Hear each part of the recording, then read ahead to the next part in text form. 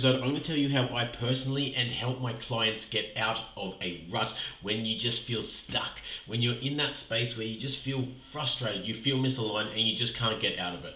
I'm going to tell you exactly what I do and how I lead them to get out of that rut so they can live their life in alignment, feeling energized, and just loving life stress-free. If you're new to the podcast, my name is Harrison Orr. Welcome to the Be Better podcast. I am a husband, father, health and performance coach that specializes in helping people to stress less, sleep better, and perform at their best. I'm also an absolute addict for mushroom supplements, hence the business, Primal Energies, as well as all things health. And I want to share some of those lessons that I've accumulated over my years with you guys so that you can get the lesson without the scar. And so this happened to me personally recently when I was feeling in this rut. Like, I feel like I'm just doing the same thing over and over and over again, and we're just not making progress. And when I say we, I mean like my wife and I, like us as a household. Like, we were always working hard, we were just always hustling, always grinding, and just putting all this effort into work, and we just felt like we weren't getting anywhere. It's like, what are we doing wrong? Why are we in this space? When you're in that space, you get frustrated, you get triggered really easily. Like, something insignificant or something really tiny will happen where maybe someone doesn't hear you, or maybe they laugh at your misfortune, or something happens, and instead of just brushing it off, or just, a non-reaction basically is what it really deserves, you get frustrated, get angry, have a go at them, or react in that way that triggers you. And like, for some people that's anger, for some people they shut down and then block the person out, they go give them the silent treatment. Some people yell and scream and carry on. And I know for me, when I'm in that lower vibrational state, when I'm in that reactive space, when I'm not aligned with where I want to be in life or who I want to be in life, anger feels like my default emotion. And when you're in that space, that projection of that emotion onto other people can really damage some relationships if you're not careful. Like, if we're not on top of that, we're not looking after that, we're getting angry at people that don't deserve it. We potentially abuse people that don't really deserve it. We say things that are just not very nice. And there's a lot of people in our life that don't need to be here. They don't need to be in our life. And so treating them that way is not very nice. And it's a surefire way to push the people that love us away. And so if you're feeling like you're in a bit of a rut, whether it's with your health, or it's with your finances, or your business, or just in life in general, maybe you feel like you don't have the direction or the clarity that you'd like to have, I'm going to break down what I've done. And the first thing that I tell all of my clients and anyone that comes to me with this same issue, where I guide them and what to do about it. And part of this, the strongest part about this, is getting to know yourself. Because when you know yourself, like truly know yourself, you can self-diagnose a lot of these issues very fast. And so in the coaching space, a mentor once told me about this system that I use with a lot of my clients now. And it's for when you have this inkling that something's not right. When you started to get into this rut, there was like these little hints of something not being right. These little hints of frustration or anger coming out. These little hints of something just wasn't right. Like, what hard work feels like. Like, there's a difference between knowing, okay, cool, this is going to be hard work. It's going to take some time, some energy, some effort, and I'm going to have to put in to get out. But there's a difference between that and this doesn't feel like we're moving the right. Like, it's hard, but it doesn't feel like it's the right kind of hard, if you know what I mean. And so that system, and we only can really, I guess, get better at this system is really in hindsight, like when we're looking back. And that system this system, I should say, for identifying what is wrong, I guess, is this feather, brick, and bus system. And so you only really get better at this when you're able to look back in hindsight and say, oh, that's what that feeling was, right? Because if you're not in the if you've never been in the position that you want to be in, it's really hard to say, well, how would it feel? right? What would that hard work feel like, right? Do I push? Do I pivot? Do I give up? Is this not for me, or is it what it's supposed to be like? It's hard to tell when you're in that moment and you've never had that forward experience. And so, what that first feeling kind of feels like is like that feather. It's that tickle of, oh, I don't really know about this opportunity, this person, this relationship, this business, this job, this space, whatever it is. But if you ignore that and you go on long enough, eventually that feather becomes the brick and is a bit more in your face in terms of taking notice and like, hey man, or hey woman, this thing that you're doing is not in alignment with you or where you want to go, right? I'm giving you a chance now, by in speaking from this space as, God, if you believe in him, or universe, source, or energy, whatever it is, but something is telling you, hello, change your direction. There is something in here that is not for you. There is a better path, but you need to change something right now. You need to change jobs, you need to change this partner, you need to change what you're doing, you need to change something because it's not right. And you keep ignoring this. And then eventually you get hit by the bus. And that bus is going to run your ass over. And that is something that you cannot ignore. If it's a relationship, they cheat on you and they break up with you or they divorce you. And because that's as far as it will go. If it's a health scare, I've literally had people that have ignored all these signs and have ended up in hospital because they don't listen to their heart and their body trying to tell them that they are overstressed. You need to chill out and listen to your body for a little bit. Maybe in business, it's being sued or going bankrupt or something like that. That might seem like a horrible thing at the time and might seem like the worst thing ever, but look into it deeper. Is this a blessing in disguise? And so when you get to that point, you don't have a choice. The universe, God, whoever you believe in, is forcing you, hey, this is not for you. I told you change it or I will do it for you. And now I'm stepping in because you haven't done anything. At that point, it's not a very, very pleasant experience. And for us to then change, it's a full 180 or 90 degree change. It's not just a slight couple degree correction of course, right? And so how we get better at identifying what it is that we need to change is knowing your values, knowing what you hold highest in how you make decisions and how you live your life. And so when you know what your values are, like what your actual values are, like when you're living in alignment, what values you're living by, it can make it very easy for you then to identify, well, if I'm in a rut right now, I'm not in a space that I'm happy with, or I'm not on a direction or a course that I'm happy with, which of my values am I not in alignment with right now? Like, I can tell you from personal experience, health is my number one value above all else. I will sacrifice money, I will sacrifice relationships, I will sacrifice literally everything, anything to make sure that my health is number one. And it just always has been that way. Like, it didn't, even at one point, my version of health obviously has changed over the years. At one point in time, my version of health was going to the gym for 2 hours a day and having a six pack. Right? Rightly or wrongly, that's what I believed health was. And so when I was working double, even triple shifts in the kitchen at the time, wouldn't get home till 11, 12 o'clock at night, every single day, without fail, 6 a.m., I would get up, double scoop my pre-workout, watch or listen to some motivational shit, drive down to the gym, train for 2 hours if time permitted, and depending on my start time for work. Otherwise, I would just go straight there and straight to the gym and then to work. Train for 2 hours and then come home or go to work and go about my day. On other days that I was working split shift, I would get to work early because I was lucky enough to be working at a restaurant on the beach. Get to work, run for an hour and a half, go for a swim in the ocean, work for 4 or 5 hours in my break, then go to the gym, come back, and then finish the night shift. Like, my life revolved around that because that's what I loved. And I was happy doing that, right? A good example of this, which I think really emphasizes this point, is it was not only my highest value, but it was part of my identity. Like, I identified as that fitness freak, as that health nut, as that gym guy, as the guy that was just fit, that was ripped, that was lean, that was like, that obsessed about it almost. To the point where at that same job, the owner offered me $50 to eat a Krispy Kreme donut. Held it in front of me. He's like, dude, if you eat this, I'll give you this $50 note right here, right now. And I said no.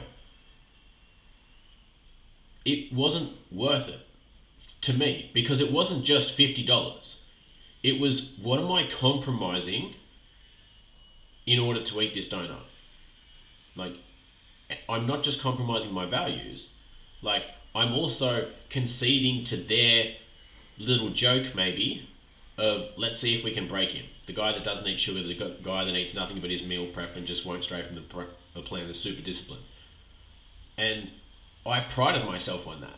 And so it wasn't only the money, but also I knew that I would have to live with myself, right? They might just have a laugh, oh, we made Harry eat a donut, and then go home. But then I have to feel shit about myself because I compromise my value for somebody else. And so that's just not worth it to me. And so when you know what your values are, it can make it very easy for you to figure out in life where you're misaligned and where needs some work.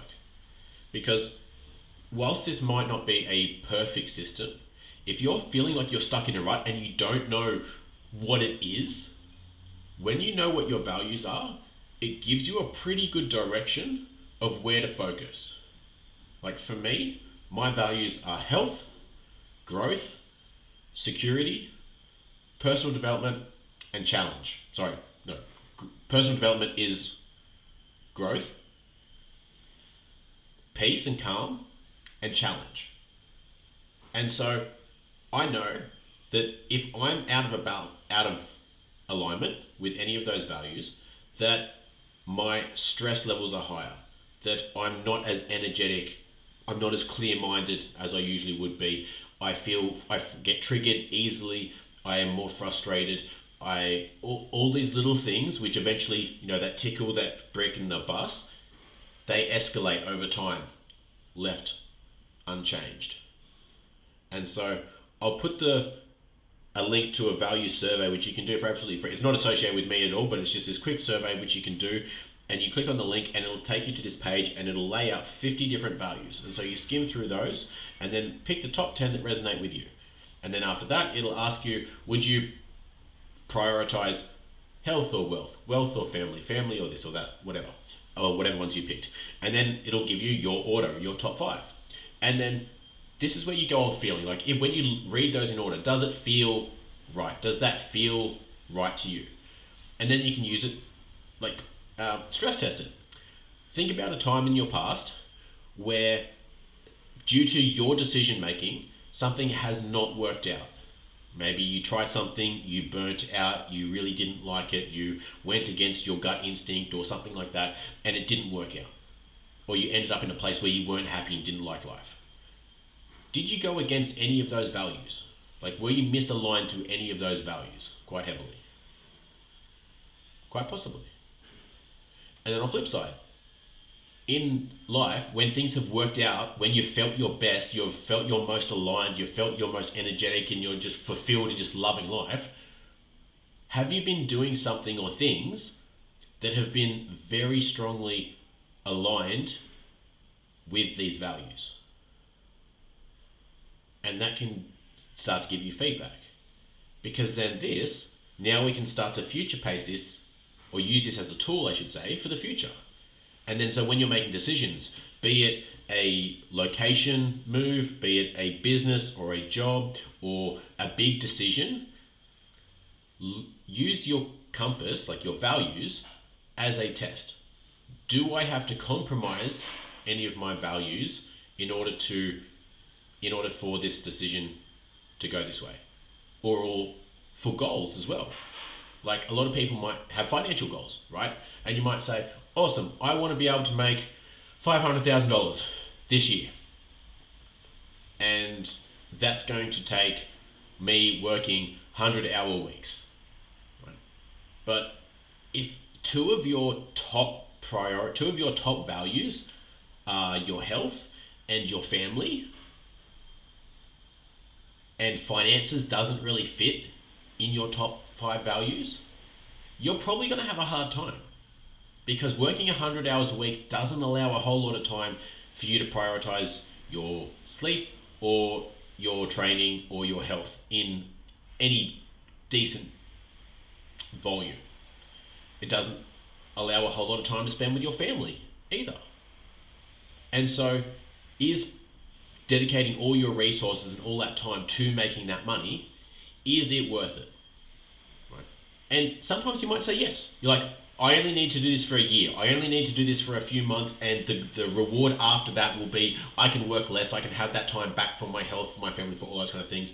And awesome. Dude, go on the grind now, do what you have to do, and to set yourself up for later. I'm all for that. But just do it knowing what you're sacrificing in order to make that happen. Because for some people, if that's a long-term play, it might be a no. So for some people, despite the good money that you get from working fly in, fly out jobs in the mines, on the rigs, all that kind of stuff, the fact that you have to be away from your family so often is a deal breaker. They're like, dude, I fucking love my family. Right? Why? I want to spend every weekend with them. I want to work from home. I want to go to my own bed and sleep next to my partner every single night. I couldn't do that, regardless of how much they were going to pay me. Right? Other people are like, thank God, can't wait to get away from my family. 2 weeks is like heaven over there. It's structured, it's routine, it's peace and quiet, it's great, right? But know what you're sacrificing. And so, coming back to being stuck in a rut, when you know what your values are, you can very easily do something about it. And so, that leads into the second point, which is like figuring out why you're in this rut. What's causing you to be in this rut? Is it something that you have control over? Right? Is it something that you can control directly? Because if it's something like your health or your finances or your relationship, your business, then there's definitely something that you can do about that. Right? I know it's been overused as an analogy, but going back to COVID, if you feel like you're stuck in a rut because you're stuck inside because the government won't let you leave, there is very little that you can do about that. Unless you have a passport or immunity or can cheat the system somehow, there's not a whole lot you can do about that, right? But looking to the variables in which you can control. If you've tried things before, whether it is for your finances, your business, your health, your relationships, and you're in that space where I don't know what it is, it might be time to actually speak to a coach or speak to someone else, a third party that doesn't have a personal involvement with you and your life, that can see things from an external perspective.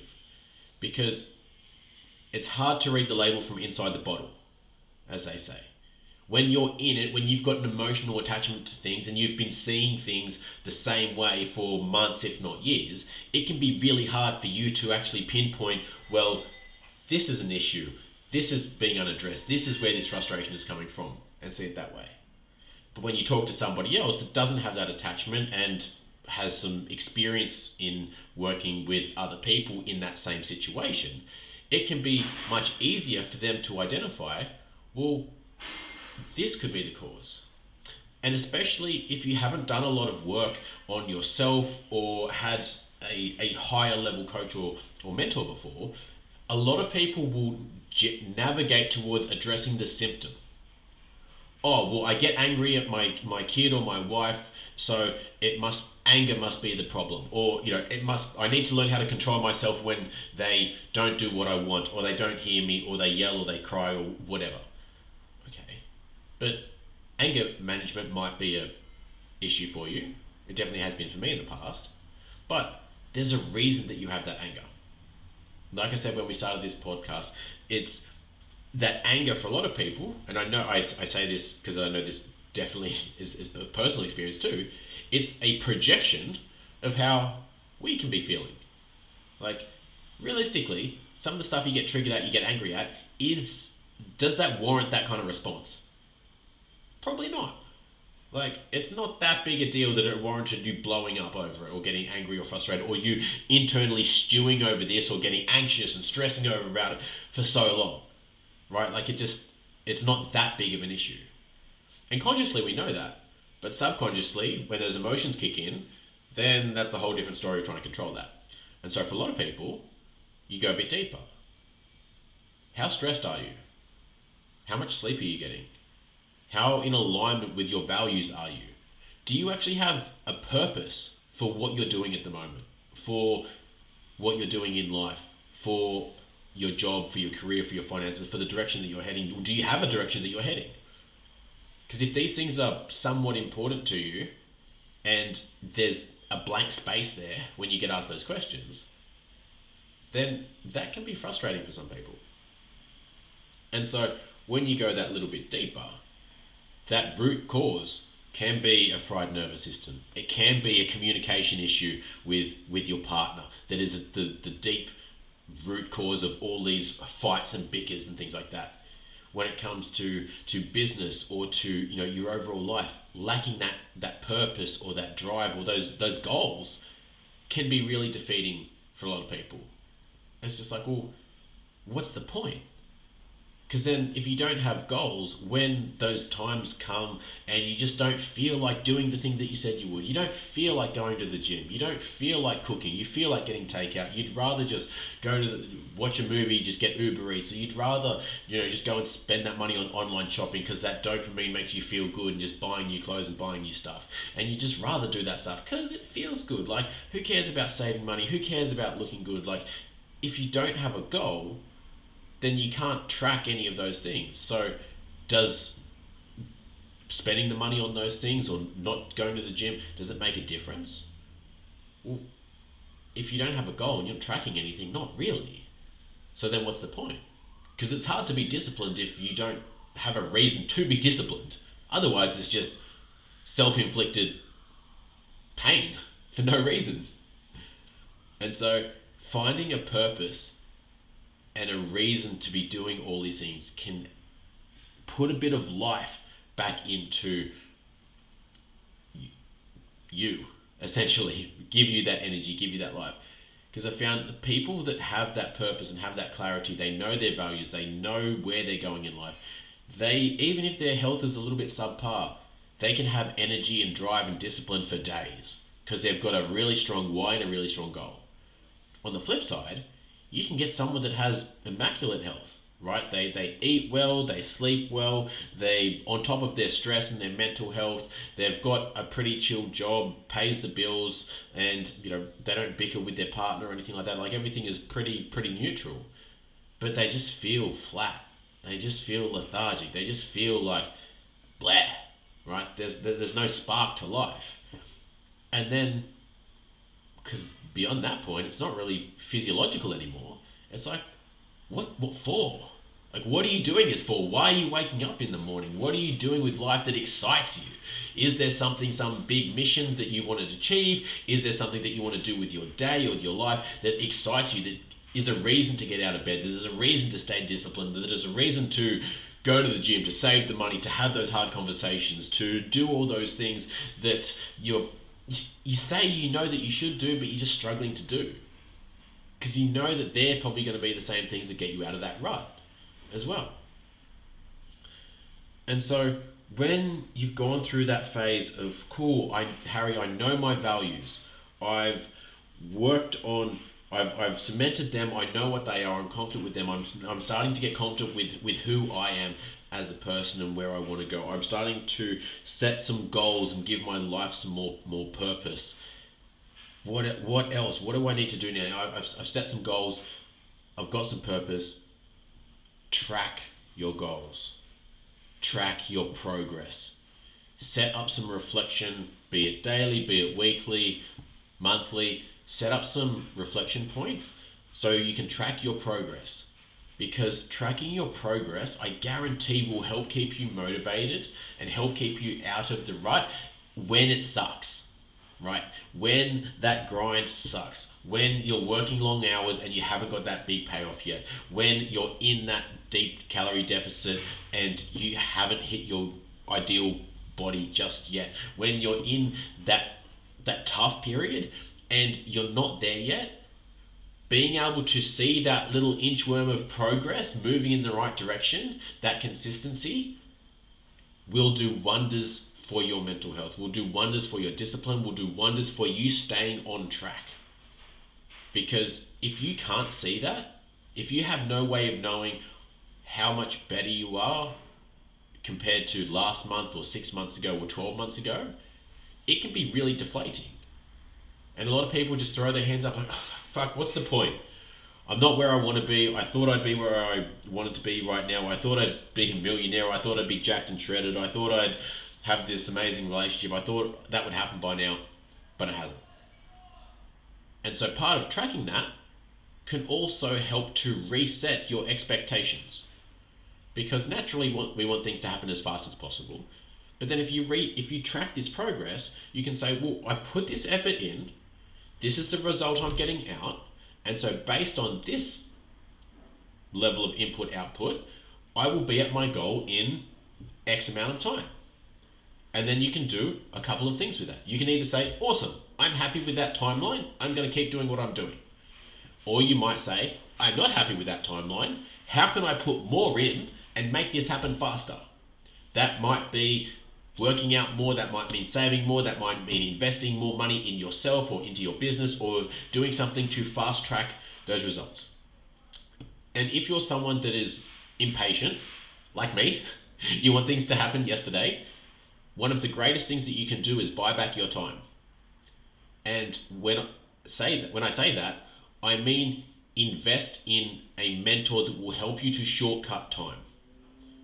Invest in a mentor either in terms of buy their books, listen to their podcasts, listen to people that have done the thing and helped other people do the thing that you're trying to do. And then the next step beyond that is actually get personal mentoring or coaching from them, because they will be able to help you shortcut that time. But don't get it mistaken, like it still takes hard work, it still takes time. They can't lose the weight for you, they can't put the money in your bank account, they can't do the work for you, but it can be reassurance that you are on the right path, that you are doing the right things, and that you are doing the most that you can with the resources that you have available. And I don't know about you, but for me that is a huge peace of mind. If I'm trying to do something that I haven't achieved before, I like having the confirmation from somebody else that has done the thing and has helped other people do the thing, for them to be able to look at me and what I'm doing and saying like, yes, you're doing the right thing, keep on doing this and it will work and you will get there. Awesome.